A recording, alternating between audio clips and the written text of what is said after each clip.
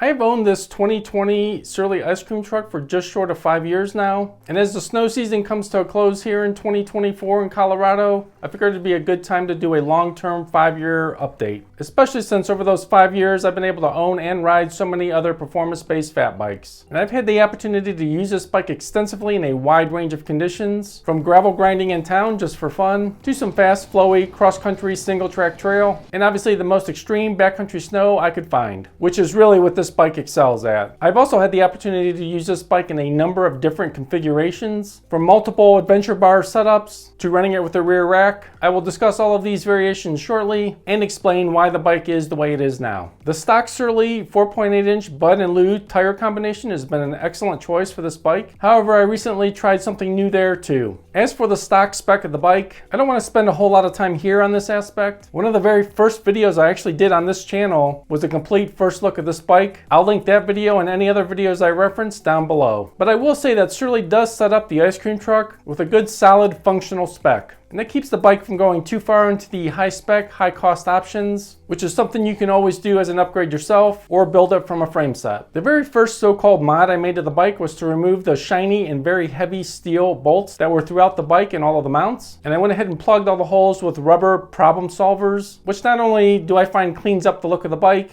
but it shaved over a pound off the weight of the bike as well. The first setup variation I tried on the ice cream truck was a set of the Surly corner bars, which are drop bars for mountain bikes. And I really just put those on to try them on a max tire fat bike. And they actually were really fun on this bike, but when I bought them, I never intended for them to stay on this bike. I did move them over to my Salsa Bear Grease, which is where they remain today, and I love them on that setup. The next alteration I tried was another adventure bar, which was the Ren Perseverance bars. These bars actually stayed on the ice cream truck for quite some time, and I really like them on this bike overall. Ultimately though, since the ice cream truck is a very heavy bike, I decided to make the swap back to the stock bars, which saved considerable weight over the Ren Perseverance bar setup. As for the rear rack option, I ended up using the Ren One Rack on the ice cream truck, and I do still put that on this bike from time to time. I've used this mainly as a way to carry my snowshoes when I go up into the backcountry, and that's if I have really unknown or expect conditions where I might need to be breaking trail with the snowshoes instead of riding. The last major modification I made to the bike, which is going to be permanent, is the dropper seat post. It made a really big difference on my ride experience and performance in backcountry snow, and despite the added weight, it is definitely worth it. As for the tires, I ran the stock Surly 4.8-inch Bud and Lou combo until just recently, and I found those tires to be a great match for this bike.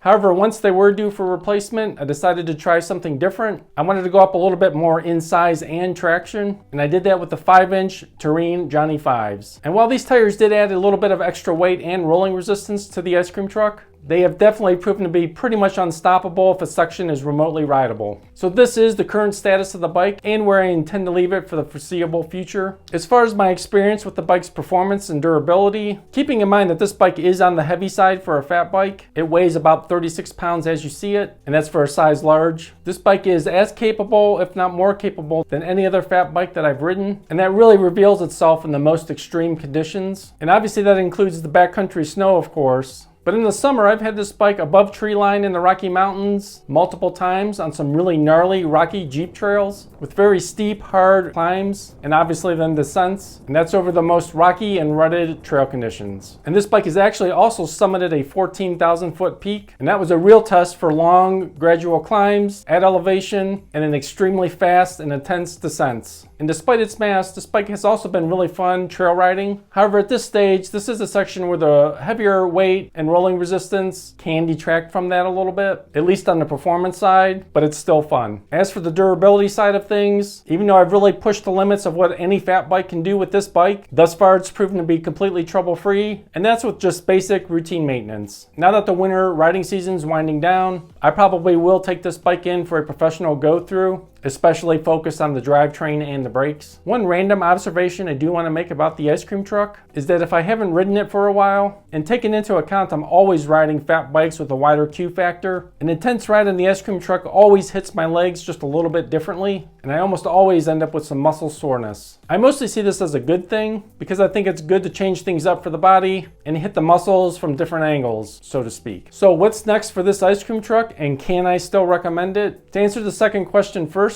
in just one word, Yes. As for what's next, I think I've settled on keeping this bike as is for quite some time. Again, it's a beast in the worst conditions, and that'll really be the primary use that I have for it. I really like using it as my big mountain backcountry workhorse, and even though they're not the best on the average daily ride, I love having these max volume, max traction tires for the worst conditions. But as I said, that does detract some from the bike's efficiency and fun factor in the summer dirt, so I have contemplated picking up another Surly Ice Cream Truck frame set and building it for lighter weight and higher performance, especially for summer dirt riding and more moderate snow conditions. So let me know in the comments down below if that'd be something you'd be interested in following along. But if you found this video helpful, drop a like down below. It does really help out the channel. And if you want to continue to follow along with my adventures on this bike and possibly another one in the future, subscribe now. It's free for you with just a click of a button, and it'll ensure you won't miss any future content. Lots more coming, so stay tuned. Thanks a lot and have a great day.